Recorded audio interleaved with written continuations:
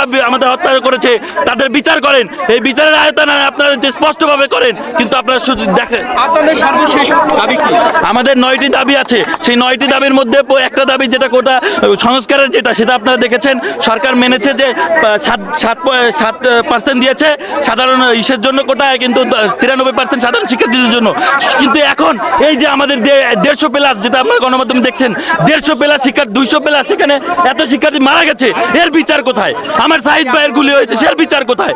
সব প্রকাশ্যে ভিডিও দেখতেছেন, এর কোনো বিচার হয়নি। 9টি আমাদের যে দাবি শুধুমাত্র একটা কোটা, এখন আমরা কোটা দিয়ে কি করবো?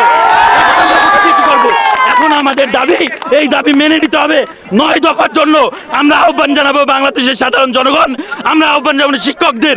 এই শিক্ষকরা কেন এখনো বসে আছে? শিক্ষকরা কেন এখনো ঘরে বসে আছে? তাদের ছাত্রদের উপর গুলি চলে, সেই শিক্ষকরা কেন এখনো ঘরে বসে আছে? সবাই নামেন, মাঠে নামেন।